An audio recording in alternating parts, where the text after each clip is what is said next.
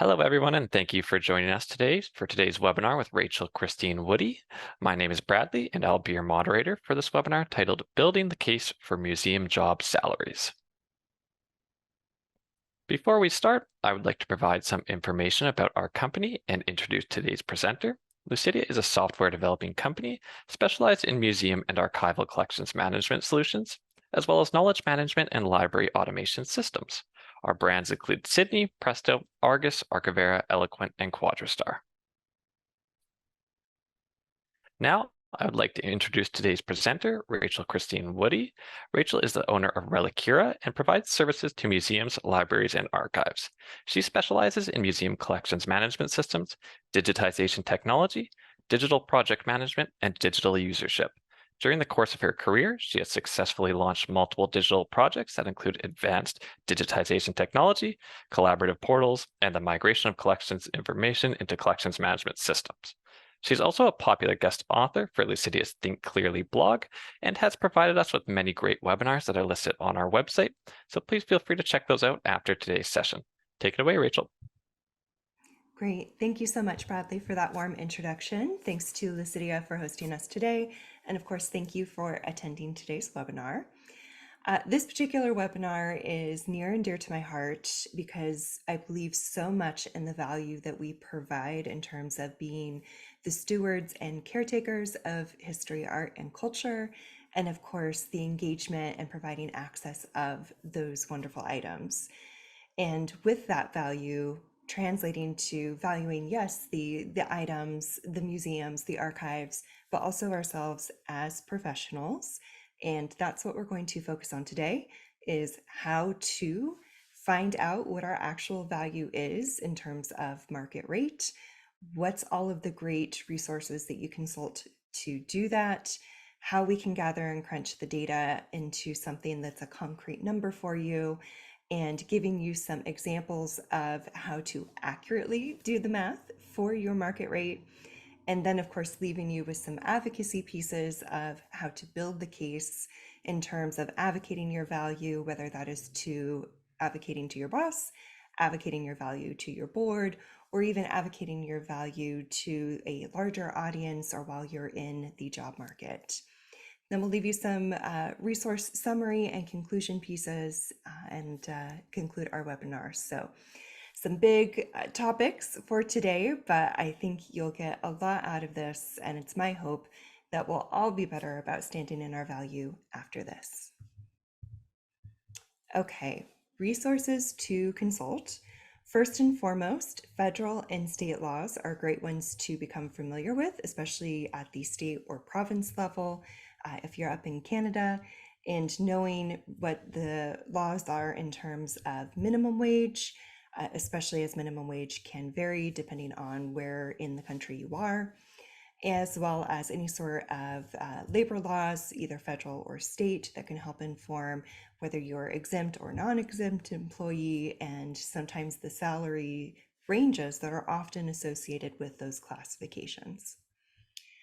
Also, cost of living and inflation, especially these last few years with inflation and the cost of living skyrocketing. We want to make sure that we're very aware of what those numbers have been these last few years, especially if you've not gotten a subsequent and equal raise these last few years.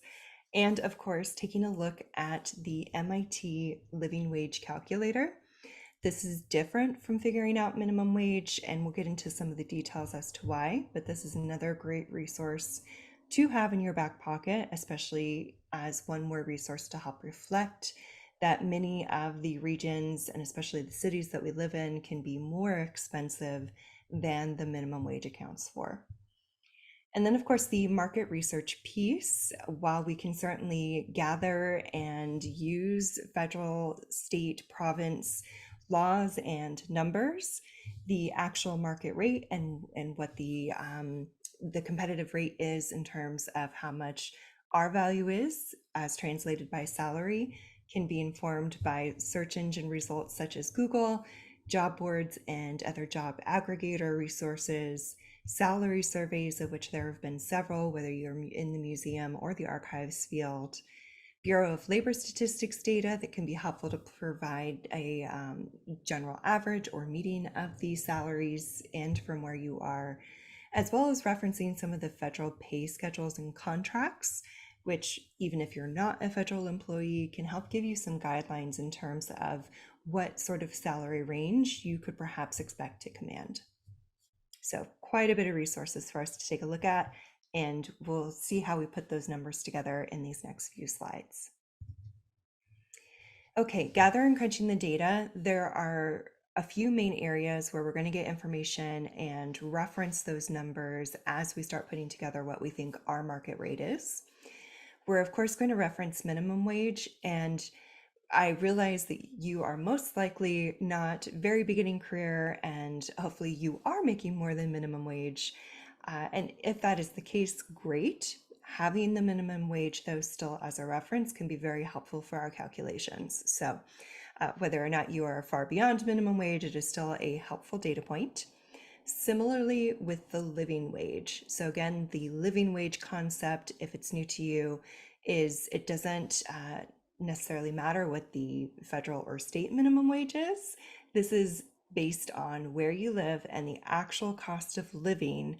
And based on that cost of living, what is the lowest living wage one can make to still be able to afford to live in that city? So this is an equally critical number to the minimum wage as setting the floor essentially for our calculations.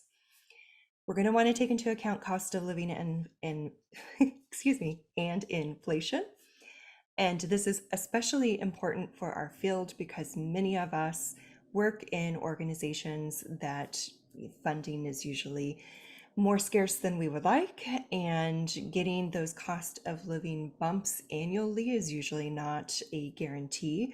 And so most likely, especially over the last few years, you may not have gotten those regular increases, and those need to be accounted for when we're considering your market rate. Your geographic location, of course, will play heavily into what the living wage, what your floor is going to be, as well as if there's any impact to the rate of the inflation and cost of living for your area, which will all go to inform your market rate, which is our last piece here. In addition to gathering some of those floor and foundational data points, we want to make sure that we're also gathering real live time market rate numbers from similar job posts and in similar areas of where you live geographically, and of course what you do in your day-to-day job, just to get some additional data to inform what you could command if you were to go out to market. Okay, getting into the calculation piece, how to accurately calculate a museum salary. First up, we need to essentially qualify and quantify you as a professional so that when we are going to gather our numbers, especially if we're looking for market rate numbers, we want to make sure that we fully understand what your responsibilities are, what your job purview is, and all of the facets it takes to make up you as a professional. So a couple detailed points to think of as you're creating your professional profile is, first of all, just identifying your position. So that is your job title at your particular museum. And if your job title, it tends to be one of the more detailed or very long ones, you may also want to consider boiling that down to, okay, while I may be the so-and-so director, so such and such trust, director of and curator of blah, blah, blah. You can really boil that down to executive director and curator, or curator, things like that. So what your title is, but especially what that title would be if you were searching for it in a job aggregator and while you're in the job market. Next up, in addition to the title, defining the position description. So this is the area where you want to make sure you're aware of and have noted your day-to-day responsibilities, as well as what the day-to-day functions tend to be for your particular role. These are qualifiers that will help us match other position descriptions that may be out there in the market to make sure that we're getting good matches and therefore good salary matches for the data we're gathering. And of course, education, depending on what job role you are holding or what job role you're hoping to move into next, education can play a big role in that. So, noting your education will be a piece of this puzzle. Total years of experience is also important, especially in terms of establishing you as whether you are early, mid, or late career. And for our field, it tends to be within the first 5, maybe 10, still sort of early career, certainly in the first 5. Moving into mid career for us can be around that 10-year mark. And then anything 15, 20, 30-year mark, that tends to be very much mid and sometimes into later career, depending on how early you got started in our field and when you intend to retire. So, knowing your total years of experience and how that may translate into the job market as early, mid, or late career will, of course, have an impact and influence on what the salary rate you could command is. And finally, accounting for your areas of expertise. So, we are in already a very niche field. However, we additionally tend to niche down and become subject matter experts, particularly so if you're in the curatorial realm. You may also have gathered areas of expertise in conservation or preservation methods. If you're in collections management or you're a registrar, there could be additional pieces that you have gathered to add to your expertise, perhaps in digital curation and preservation, as an example, or getting into information science and AI as part of your information science and data management plans. So there's a number of ways where you could hold a traditional museum job and yet still have some very specialized, in addition to, areas of expertise. And those will all influence and add to the rate that you could possibly command if you went out to market. All right, step 2, how to accurately calculate a museum salary, create your geographic profile. So we focused on you as the individual, as a professional, so that we could put together that professional profile. Equally important to inform our equation is the geographic region, especially if you intend to or hope to stay in your current geographic region. You can still do geographic profiles if you're open to moving. You could create a couple different geographic profiles, one for the Pacific Northwest and maybe one for the Mid-Atlantic as an example. But regardless, you'll need at least one geographic profile, and these are the elements you'll want to include. So identifying that geographic region, first of all, and then considering the cost differentials for that region. For example, you may be in the Pacific Northwest, and specifically, you may be in a urban, suburban, or rural area of the Northwest. And depending on your state or province, that may have impact and influence on the minimum and living wages, certainly for your geographic region, which is our next couple of points. So depending on the geographic region, what sort of area you are in, you will want to note that minimum wage and that living wage for those areas. And then calculating the average inflation rate over the last 2 to 3 years. The last 2 to 3 years are especially important because the inflation rate across all of the geographic regions, certainly for this particular United States and Canada, has been really high. So knowing and having a percentage number assigned to that will help us when we're evaluating data points that may be a couple years old, whether that is your salary that hasn't increased for a couple of years, or perhaps a salary survey that we're looking at that's from a couple years ago. So that's why the inflation is important to note. All right, step 3 for how to accurately calculate your museum salary. We're going to create the market profile. So we've got your professional profile, we've got a geographic region profile, we've got some of the basic numbers for each of those. Now we're going to determine your position classification. And for the position classification, this could be something that is provided by your organization. This is especially true if you're working for a very large museum or perhaps an academic or corporate museum type where the Human Resources Department will have position description classifications for everyone's job. However, if you don't have one, if your museum is a smaller organization, if it's nonprofit, it can be quite common not to have one. We can rely on the state and even federal position descriptions for whichever job title it is in your particular area. And while those numbers are never guaranteed because it's government funding, it can at least give you a window range for your roles and responsibilities and how they translate, at least according to those position descriptions. With those classifications, regardless of which level of government, there's going to be a schedule attached to them. And schedule is perhaps a little misleading in terms of name, but it's essentially a pay table where knowing what your position classification is typically boils down to like a number, like I'm level 9 on the such and such scale.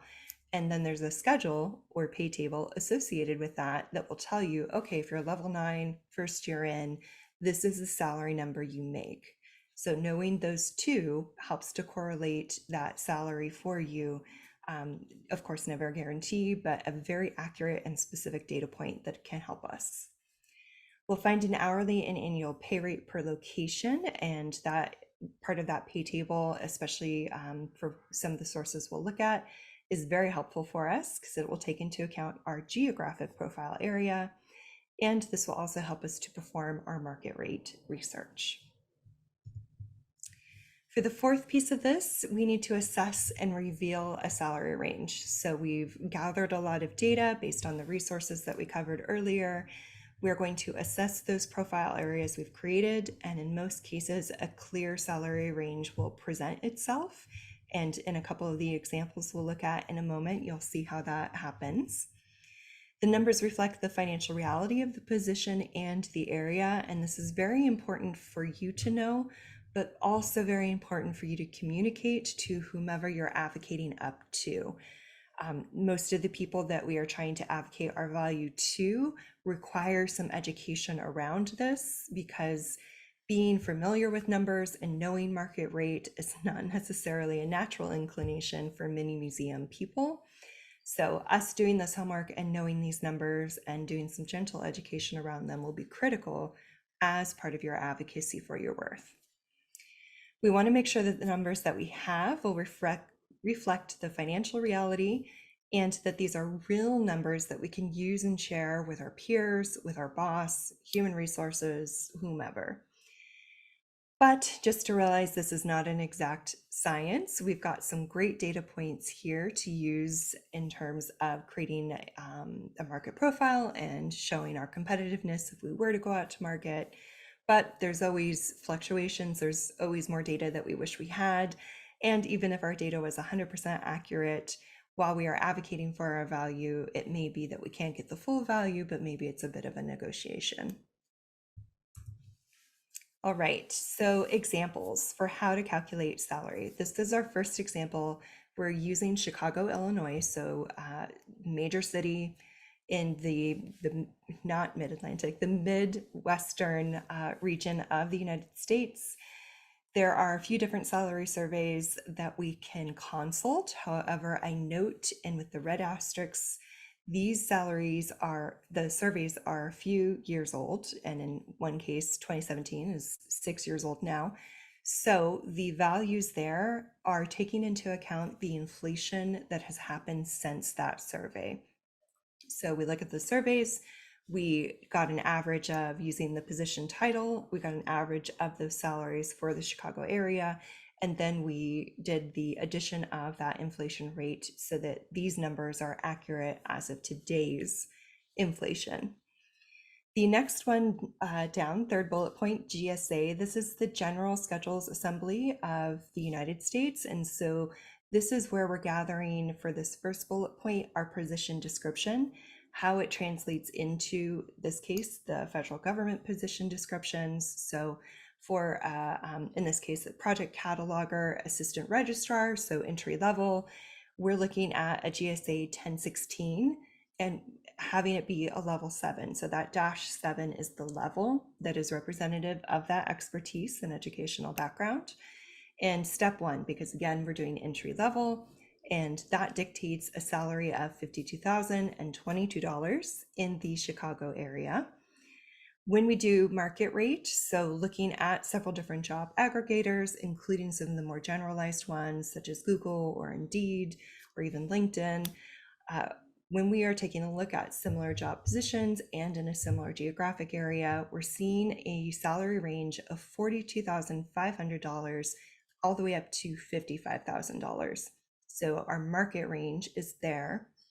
And when we're looking at the GSA price list, and these are for contractors, we can do the number and find out that for contractors at this entry level, their salary is just a smidge less than if they were hired on as full-time employees, and that number is $51,469.20. So you can see on this left-hand side, there's a bit of variability, but for the most part, these numbers are falling within a few $1,000s of each other, which is a good sign in terms of you gathering the right kind of data and are finding the numbers you need in the right places, and also representative or reflective of the fact that we're also taking into account both your position and title and your geographic area. So all of these work to hone in on a very specific number for you. So on this left-hand side, taking into account all the numbers that we're looking at, you are looking at a proposed average salary for a project cataloger or assistant registrar in the Chicago area of $49,000 for $49,463.42. You don't necessarily have to use an exact number. You can also use a range if you're more comfortable, but this range is looking at all of the salary numbers and data that we gathered on the left-hand side and coming up with a number that seems to fit for our position in our geographic region. All right, example number 2, Seattle, Washington. So we're going to Pacific Northwest, but also a very populous and expensive city to live in. This time we're going to take a look for museum registrar or collections manager job titles. So someone that is not entry level and is perhaps moving into mid-career. They've got several years as a minimum of experience in this field. So with that in mind, we took a look at the 2017 and 19 salary surveys. We applied the inflation rate to get those in today's dollars. We also took a look at the 1016, and apologies, that 07 should actually be an 09 to reflect the raise in level for this more mid-career job. And then we took a look at the market rate for peers, so similar job titles being held in a similar geographic area, and took a look at the GSA price list. So this is contractor level. And in this case, the contractor level is one of the higher ranges here. And just as an aside, you'll notice that as you grow in your position, as you become more of an expert, more years of experience, there will be more of a gap when you're looking at individual contracting rates. As those become more expensive, the more time you have expertise, etc. So as we look at all of these numbers, the spread is becoming a little bit larger. We're seeing a little bit of a differential here in terms of what the salary surveys indicated with that inflation applied, but also what we're seeing in the government. So in those salary surveys, we're looking at like the 56,000 to almost 59,000 as a range. However, if you were looking at the federal government, it would command a 70, almost $2,000 salary. So it's $10,000+ difference, not too bad, but we're also seeing in that market rate, there's at least one job out there that has this title and commands this experience in the Seattle region listed for only $48,000. And that is painful, and that is going to happen, unfortunately, for a very underfunded field. So just know that that is something to consider, especially if you are moving into that mid to later career, that there may just be some numbers out there that are like criminally low. So as we look at these numbers, take into account whether you want to include that 48,000 or if it's more of an outlier, and putting together a number you feel comfortable with based on this information. So for us, we proposed for a museum registrar / collections manager in the Seattle area, an annual salary of $62,466.25 is the going rate currently, though I would absolutely advocate that you try and get more, because that is on the lower side in terms of the value of what you're bringing. All right, so Getting into the advocacy piece of this, we can do the math, and sometimes when we're advocating, numbers can be very helpful and persuasive, but there are also strategies to this in terms of how to advocate successfully, especially coming from a place of needing to advocate for our own value, which can already seem very daunting. So the do's for how to build your case: do gather data and calculate your value. This is step one. It's important for you to know that number because the people you're advocating to may not necessarily know that number or certainly aren't as well informed.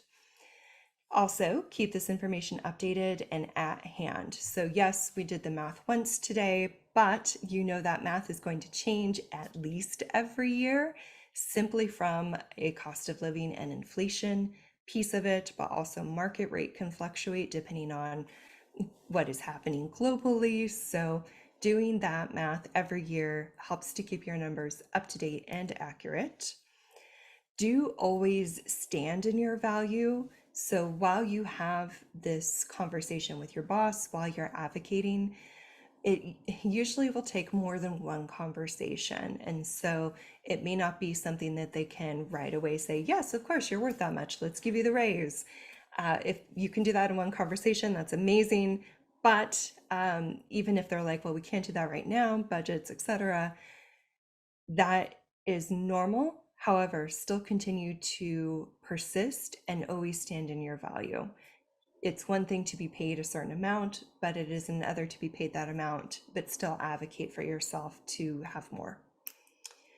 Next, do decide what you will or will not accept regarding pay based on your value calculation. So this will depend on so much, including where you are in your personal life, your family obligations, other things that are going on beyond your job. However, when you are starting to go into this advocacy place and knowing that it will most likely be a negotiation and there may be a waiting period, you need to figure out what you are okay with, what timeline you feel most comfortable with before you can determine, yes, I can wait it out, this makes sense, we have a plan, or no, this is not acceptable and I'm going to have to go and look for other work or move somewhere else. Do take every opportunity to point out the value you bring to your organization. So for many of us, we're here because we love what we do. We tend to be more modest in terms of bragging about the really great work that we are doing, and that is not doing us any favors. And so, in addition to standing in your value, part of what will help your persistent advocacy is also highlighting all of the amazing and wonderful things you are doing, the outcomes that you're achieving, all of those things. Make sure that you're highlighting those as frequently as you can. And do track your victories, track your metrics, and any other measurables or anecdotes, testimonials that lend evidence to your requests for better and more accurate compensation, especially knowing as this may be an ongoing conversation and advocacy strategy for you. As you gather your numbers, also pairing that with how well you are doing in your job, what you've accomplished will all help with that persuasive argument. All right, and the don'ts. So there's some don'ts to keep in mind when we are thinking about advocating for our value. Don't stop asking for better or accurate compensation. While we may be told no, like our budget's never going to be that big, etc. Yes, the answer is no, but that doesn't mean that you have to stop standing in your value, and that doesn't mean you have to stop asking for more accurate compensation. Don't let the higher ups gaslight you or offer irrelevant excuses. So, most often, the knee jerk reaction from boss or from human resources is a no, we can't do that. We don't have enough money to do that for everyone, etc. Or, we're here because we are doing what we love. It's not for the money. Like, sure, some of those may be half true, but ultimately that doesn't mean that you are worth less. And it is incumbent upon the museum, upon the organization to make sure that they're bringing in enough money to provide ethical salaries that reflect job market rates for their staff. Don't let them tell you that they didn't budget to cover inflation or cost of living without also providing a plan for how they intend to rectify it. So, for many organizations and many even corporations these last few years, if they did plan for inflation, it was usually at the average, or at least what was the previous average, of like maybe 2 to 4% a year. However, we saw at least one year and double digits in terms of inflation rate, and nobody seemed to have planned appropriately for that, which means there's going to have to be some catch up. So there needs to be a plan in place to catch everyone's salaries up to match where those inflation rates have taken place over the last few years. And don't self censor, anticipate the no, or engage in other thought patterns that don't put you first. So, yes, often when we're going in and wanting to advocate for our value, we may know that 99% chance it's going to be a no. We should still do it anyway. We still need to ask and advocate for ourselves. Otherwise, there is no reason or impetus for the museum to do any better by us. And to conclude us out with some of the don'ts for your strategy, don't accept HR or your boss telling you what you're worth if the math doesn't add up. We just went through a fairly detailed and fairly thorough review of all of the resources out there to gather your numbers. And I would recommend you ask them if they've come up with a number and it's not matching yours, ask them to show you their math, because the chances are they don't actually have much of any evidence of how they arrived at that number unless it was informed by, we only have this much, which is irrelevant in terms of what you can command on the market rate. So push back on that one. Don't let inaccurate position descriptions slide. So if you have a position description where you are asked to do all of these responsibilities, you're being held to a very high level of what you are in charge of, perhaps people that you are managing, don't let your position description be so high and require all of these responsibilities without your pay reflecting that. So if they are not able to pay you, some of those responsibilities need to come off and your position description needs to be readjusted. Similarly, if your position description doesn't have any of the responsibilities listed and yet you're doing all of them, that means your position description needs to be updated and it needs to be reevaluated for a more accurate salary. All right, don't let them pigeonhole you into a pay category that isn't accurate. So because our jobs can be so specialized, depending on what type of organization you're in, they may not know how to categorize you appropriately, and therefore they do not know how to calculate your compensation appropriately. I've seen a lot of us be sort of pigeonholed into like librarian, which has maybe a 2% overlap in what you're doing. And so if that's happening to you, that is definitely a piece of the process that also needs to be advocated for, that you're getting an actual accurate categorization of what it is that you are doing. And don't let them change your title and responsibilities without a pay increase. So often museums, when somebody goes in to advocate for their value, for their increased rate, many times the museum will offer a title change, which they will say is in name only, but like a raise will come later, but like gray area, no timeline. Do not let that happen. Do not let them change your title without the compensation to go with it. Because what happens so often when that occurs is that there is never a compensation adjustment after they give you that title. And then they're going to say, well, you've been this title for like 3 years now at this compensation. We have no reason to change this now. So don't let that happen. Okay, it was quite a bit. So there are a few things I want to make sure you remember as you take this away and chew on it a little bit more and calculate your own rate after we're done here today. Just remember that it's going to take time. It's going to take time to get comfortable with the numbers. It's going to take time to do that advocacy piece within your home institution. And if you go out to market, it's going to take time to find a good job fit and to be paid your worth. Make sure your requests are formally documented. So any conversations that you are having, send a follow-up email that outlines what you spoke of, and especially affirming what it is that they told you. Oftentimes, if it's not documented, they will change their memories of what they told you. This is particularly important if they said we'll reevaluate in 3 months, or we'll make sure in the 2024 budget that there will be a 2%, like whatever it is that they told you, send it in a follow-up email saying that this is what we covered.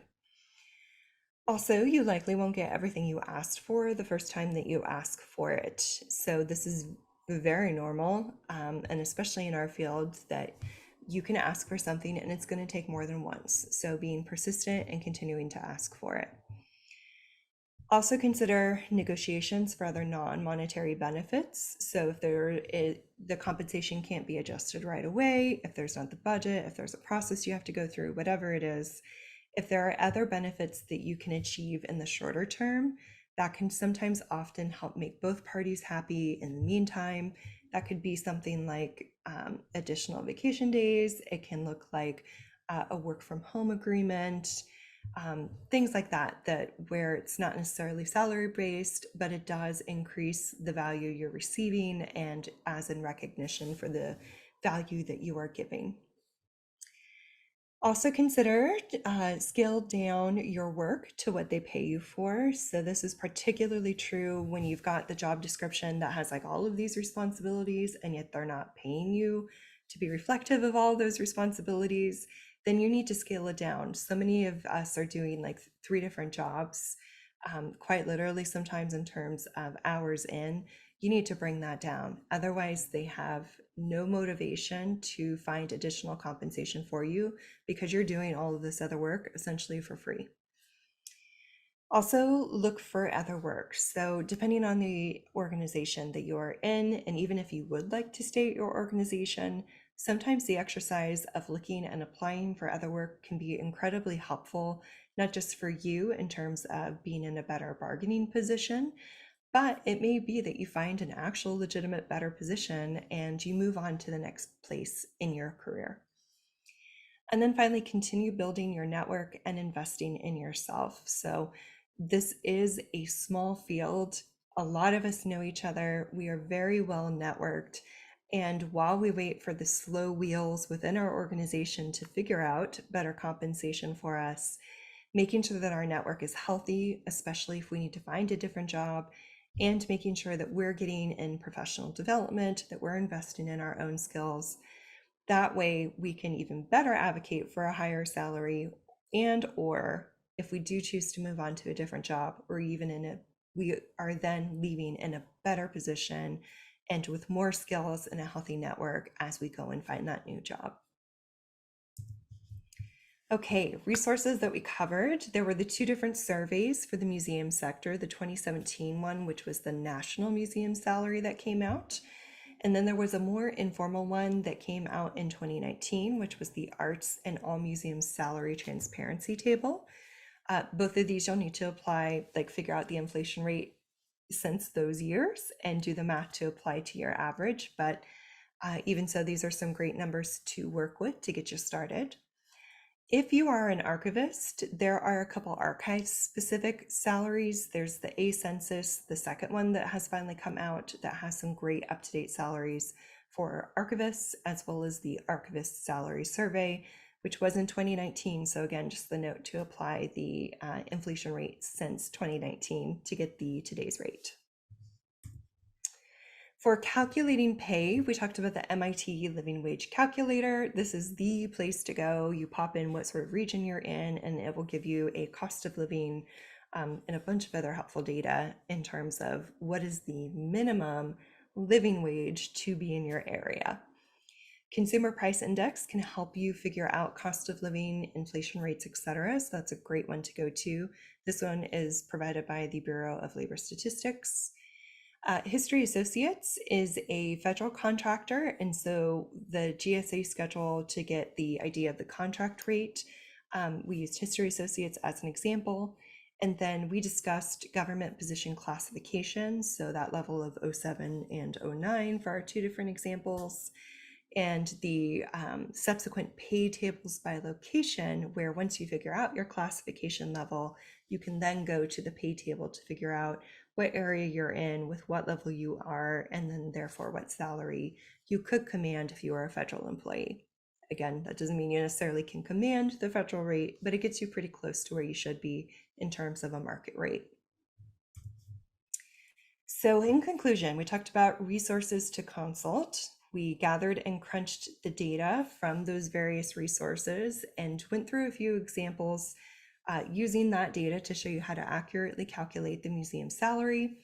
We then went through do's and don'ts of a strategy for how to build your case and stand in your value. And then we went through the links and did a refresher on all the resources we touched to conclude us out today. So thank you so much. I will highlight just briefly our recent book that I published with Lucidea Press, Prepare for Takeoff, Get Your Museum Digital Project Off the Ground. So this is for anybody working on any kind of digital project in a museum. This helps provide some fundamentals and strategies for you to consider as you go through this type of project. And with that, I will turn it back over to Bradley. Thank you, Rachel, for the wonderful presentation. And if you'd like to learn more about our museum collections management system called Argus, please feel free to visit our website or reach out to us at sales@lucidea.com, and we'd be happy to have a chat with you. And if you have more questions on any of our software or on our company, our contact details are listed on the screen. And please stay tuned for more webinars and content related to this series. On behalf of the Lucidea team, I thank you all for attending today. Until next time, thanks.